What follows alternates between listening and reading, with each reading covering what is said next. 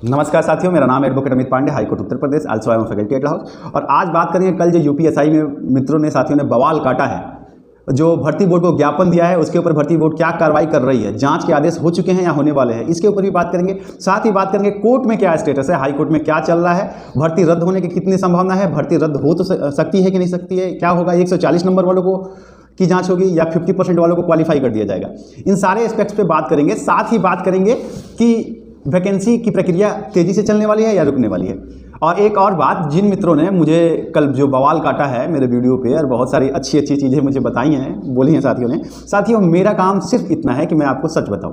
अब सच्चाई कभी कड़वी होती है, कभी मीठी होती है, और उसके बदले में भारत डेमोक्रेटिक कंट्री है, आप आज़ाद हैं, कुछ भी बोल सकते हैं सर। लेकिन अगर हम आपको कुछ बोलते हैं ना, तो तथ्यों के साथ बोलते हैं। आपको मिसलीड करना या आपको सिर्फ खुश करना सर मेरा काम नहीं है। मैं सिर्फ आपको सच्चाई बताता हूँ। मेरी बातें चुभती होंगी सर, लेकिन मैं सच बताता हूँ आपको। जो कानूनन हो सकता है मैं सिर्फ उसकी बात करता हूँ सर। यही मेरा काम है सर। और आप 2 मिनट 1 मिनट वीडियो देख के अपना माइंड सेटअप बनाते हैं, वीडियो 8 मिनट की होती है, पूरी एक बार देख लिया कीजिए ना सर। हम सब देखते पूरा नहीं और जजमेंट पहले निकाल लेते हैं सर। तो सर एक बार थोड़ा सा ना टाइम निकाल के पूरा देखा कीजिए, फिर अपना जजमेंट दीजिए। आपके जजमेंट से आंखों पे सर। अब मेरी प्रॉब्लम यह है कि अगर मैंने यूट्यूब चैनल बना लिया है सर, तो जब एक रिस्पॉन्सिबिलिटी ले ली है तो सर आपको सच बताना ही मेरा काम है सर। इसलिए मैं बिजी रहता हूँ, फिर भी टाइम निकाल के आपके लिए पूरी जानकारी लेके आता हूँ, क्योंकि आप सब हमसे जुड़े हैं। तो हमारा भी फर्ज बनता है कि हम आपकी हर बात का जवाब दे पाएँ, आपकी हर जिज्ञासा को शांत कर पाएँ, आपको सही रास्ता दिखा पाएँ। तो इसलिए मैं ऐसा बोलता हूँ। आपको बुरा लगता है तो मैं आप सबसे माफ़ी चाहूँगा, लेकिन मैं जो भी कहता हूँ वो सही कहता हूँ। सिर्फ आप खुद एसआई बनने वाले हैं सर। आप सोचिए ना, आप लॉ एंड ऑर्डर के सबसे मजबूत स्तंभ हैं सर। तो आप सोचिए कि सर जो भी कानूनी दायित्व है वो आपको भी पता है और हमको भी पता है, आपका दिल भी जानता है कि क्या हो सकता है, फिर भी आप सब ऐसा करते हैं। तो उम्मीद है कि आज आप समझेंगे। चलिए अब बातें हैं, जो ज़रूरी बातें हैं उसके ऊपर बात करते हैं। कल फाइनली ज्ञापन सौंप दिया गया है भर्ती बोर्ड को। कुछ साथियों ने मिलकर ज्ञापन सौंपा। ज्ञापन में बहुत सारी चीज़ें लिखी, कुछ साथियों के नाम भी लिखे उसमें, जिनका मैं नाम लेना उचित नहीं समझता हूँ। मिस्टर एक चौधरी जी का भी नाम लिखा और कुछ और मित्रों का, कि जिनके UPSSC के पेड में 100 में 38 नंबर आए थे, फिर सडनली यहाँ पे 160 158 आ रहे हैं। तो ये कैसे पॉसिबल हो सकता है, इसके ऊपर सवाल उठाए। साथ ही जो ये NEIT जो है उसने एग्ज़ाम कंडक्ट कराया था, जबकि उसका कैरेक्टर ख़राब है। ये तो मुझे भी समझ में नहीं आता कि जब ऑलरेडी एक जगह बैन हो गया ये धांधली की वजह से, फिर भी उसको एग्ज़ाम का जिम्मा देना, ये कहीं मुझे भी ठीक नहीं लग रहा है। खैर, तो उसके ऊपर सवाल उठाया। साथ ही उसने बताया कि VNC के थ्रू, मतलब वर्चुअल नेटवर्क कंप्यूटिंग होती है। मतलब सिंपल भाषा में समझाएं तो ये मेरा कंप्यूटर है, ये यहाँ खाली स्क्रीन चालू होगा, इसमें से मैं खुद भी, मतलब इसके मैं यहाँ हूँ, अंदर जो डेस्क बैठा हुआ है वहाँ पे जो कंप्यूटर है, मैं चाहूँ तो वहाँ से इसको ऑपरेट कर सकता हूँ। ठीक है, उसको कहते हैं वर्चुअल नेटवर्क कंप्यूटिंग। मतलब इससे उसको कनेक्शन रखेंगे, हम वहाँ रहेंगे और ये यहाँ रहेगा, और यहाँ से हम इसको चलाएंगे, वहाँ से चलाएंगे, यहाँ चलेगा। तो ये जो सिस्टम है, इसके ऊपर बच्चों ने सवाल उठाया कि बहुत सारे लोग ऐसे कंप्यूटर लेकर बैठे हैं और उनके घर से ऑपरेट हो रही है।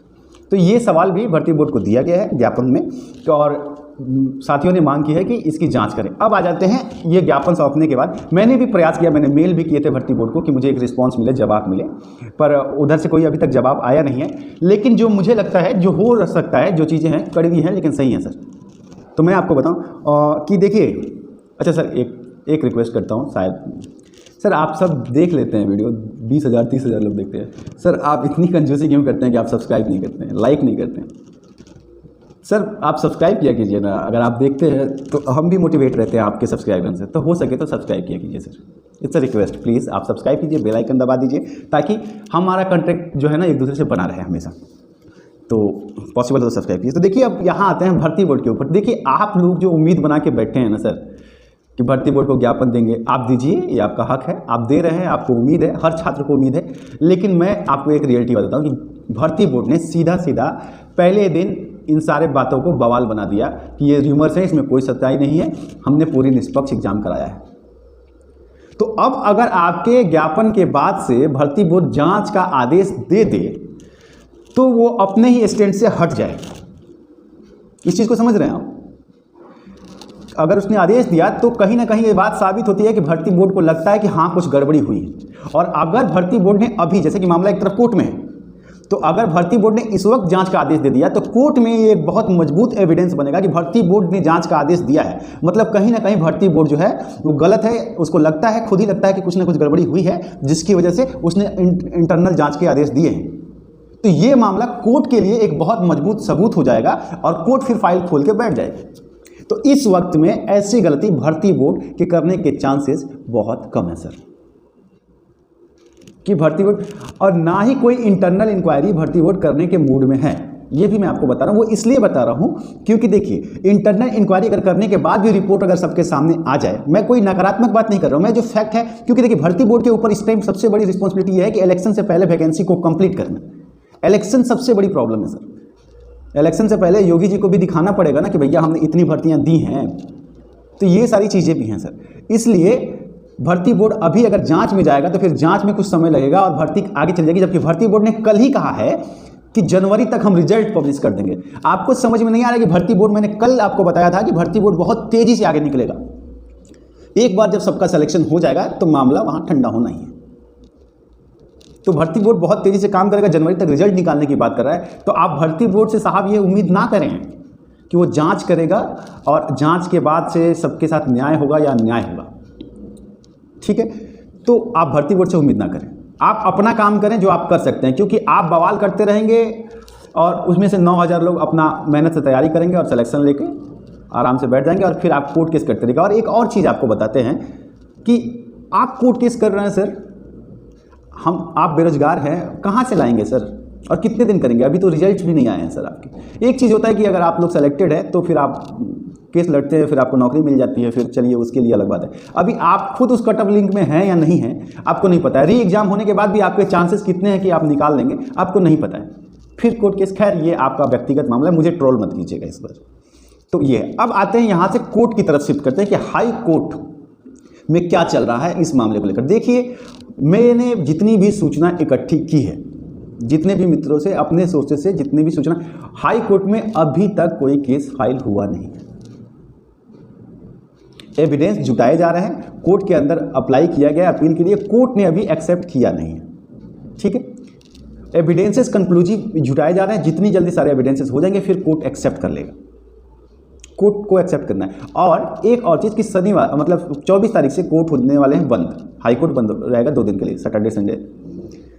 तो उस बीच में अगर नहीं होगा तो फिर आगे जाएगा, ठीक है। अब देखिए अगर सबसे पहला काम क्या होगा, अगर कोर्ट ने एक्सेप्ट किया तो सबसे पहले वो स्टे लगा देगा, रुक जाएगी, जो जहाँ प्रक्रिया है वहीं रुक जाएगी। और आपको एक बात मैं जेन्युइनली बताऊं कि सर जी जो रुकता है ना वो बहुत रुकता है, या तो चीज़ें तुरंत हो जाती हैं या फिर 2 साल 3 साल निकल जाता है। तो फिर 2016 की जैसे आप लोग, मैं हालांकि नहीं चाहता हूँ कि मामला कोर्ट में फंसे और मैं ये भी नहीं चाहता हूँ किसी के साथ अन्याय हो, पर बहुतों ने मेहनत की है, अगर उनका सिलेक्शन नहीं हो रहा है और कोई दूसरे तरीके से सिलेक्शन ले रहा है तो ये भी बहुत गलत है। देखिए किसी के पास भी अगर कंक्लूसिव एविडेंस है ना तो वो कोर्ट में जो वकील हैं उनसे संपर्क कर सकता है, ठीक है। तो कोर्ट की बात जहाँ तक आ गई, ये बात है कि कोर्ट में अभी है नहीं और आने के बाद भर्ती रुक जाएगी, स्टे हो जाएगा पहले, फिर जांच के आदेश दिए जाएंगे और फिर जांच के बाद ही होगा। यही प्रक्रिया होती है औसतन। बाकी तो हाई कोर्ट का मामला है तो ऑनरेबल जस्टिस साहब जो भी फैसला करेंगे। एक चीज़ और यहाँ से मैं आपको, जो कल भी मैंने बताया था वो मैं आपको आज भी बता रहा हूँ कि देखिए मित्र, अभी वक्त ये है कि आप ये जो चल रहा है मामला इसको चलने दें और अपनी तैयारियों को पूरे सुचारू रूप से एकदम तेज़ी से करते रहें। अपनी रनिंग, अपना फिटनेस, अपनी भाग दौड़, अपना मेंटल प्रिपरेशन पूरी तरह से तैयार रखें। ठीक है मामला कोर्ट में गया है, लेकिन अगर भर्ती बोर्ड ने उसी बीच में आपको बुला लिया कि नहीं अब आप आइए और आप अपना ट्रायल दीजिए, फिजिकल के लिए आप आइए, और आपने इस चक्कर में कि भर्ती रुकेगी कि नहीं रुकेगी आपने खुद पे ध्यान नहीं दिया, तो सर आपका कितना बड़ा लॉस हो जाएगा। आपने कितने साल मेहनत की है। हमने देखा है कि मित्र मेरे जो अभी भी जो मेरे मित्र हैं, जैसे कनौजिया जी हैं, अभी लखनऊ में एसआई हैं, मैं कोशिश करूँगा एक दिन उनको भी लेके आऊँ चैनल पे, आप सबसे बात कराऊँ। सुबह में 4 बजे वो निकलते थे। हम सब लोग जब रजाई में रहते थे ना ठंड के दिनों में, तो वो पूरे फील्ड का चक्कर मार चुके रहते थे।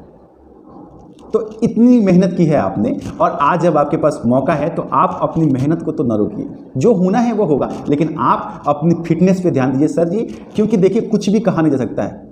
हो सकता है कि 50% से ऊपर वालों का एक ही बार में सबको बुला लिया जाए फिजिकल के लिए, ये ऐसी भी चीज़ें होती हैं जब इतना बवाल कटता है। तो इलेक्शंस हैं तो गवर्नमेंट भी कोशिश करेगी जितना फेयर हो जाए, जितना लोगों को फेयर दिखा सके कि हाँ फेयर है। वैसे भी टेट का पेपर लीक होने से उनके ऊपर सवाल उठ ही चुका है। यूपीपीएससी आरओ के आंसर की में भी आपको पता ही है कि सवाल तो बहुत सारे सवाल उठे हुए हैं। तो हो भी सकता है कि 50% से ऊपर वालों को भी बुला लिया जाए, जितने भी 50% से ऊपर के हैं। फिर उस केस में आपकी तैयारी नहीं है तो फिर आपके हाथ से तो मौका चला जाएगा ना सर। तो सर पहले मतलब मैं ये नहीं कह रहा हूँ, आप एक बस आ जाएंगे ना, आप एसआई बन जाएंगे तो आप इस पूरी प्रक्रिया की जांच कर सकते हैं, खुद से इन्वेस्टिगेशन कर सकते हैं, इन्वेस्टिगेशन करके कोर्ट में सबमिट कर सकते हैं और आप इस भर्ती प्रक्रिया को फिर से दोबारा करवा सकते हैं। इतनी पावर है आपके पास सर। तो एक बार पहले पावरफुल बन जाइए, फिर आप सारी दुनिया का भला कीजिए ना सर। लेकिन अभी तो अपने मम्मी पापा का भला कीजिए ना। माँ बाबू जी बेचारे परेशान हैं कि बट आपकी नौकरी लगेगी। तो आपने जो मेहनत की है, आपने जो अपने तलवे घसे हैं, जो शरीर गलाया है दौड़ दौड़ के, तो आप उसके ऊपर ज़्यादा फोकस कीजिए। ये सारी चीज़ें चलती रहेंगी। बाकी जो भी आपकी जो सवाल है आप मुझे कमेंट सेक्शन में पूछ सकते हैं, हम आपको बता देंगे। और एक और चीज़ कि आप जो मेरे ऊपर ये जो आरोप लगाते रहते हैं ना कि मैं सर जी, मैं सिर्फ अब ये मेरी जिम्मेदारी है कि अब मैं इतने लोगों से जुड़ चुका हूँ कि मैं आपके सामने आता हूँ, पक्ष रखता हूँ, लेकिन मैं ऐसा नहीं है कि मुझे कोई और काम नहीं रहता है। मेरे पास अभी भी मतलब एक केस पड़ा हुआ है जो बहुत इम्पोर्टेंट है। तो मैं बस एक जिम्मेदारी ले ली है तो अब आप उससे भाग नहीं सकते हैं। तो इसलिए मैं आपको जो भी सच्चाई होती है, जो तथ्य होते हैं, उसके ऊपर ही आपसे बात करता हूँ।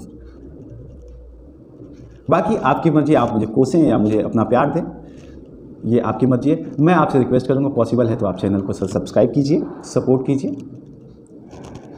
आप सबका चयन हो जाए और आप सब चयन के बाद मुझसे मिलें, एसआई बनने के बाद, स्टार लगाने के बाद। आप सबके लिए यही कामना है। आप सब खुश रहें। प्रणाम।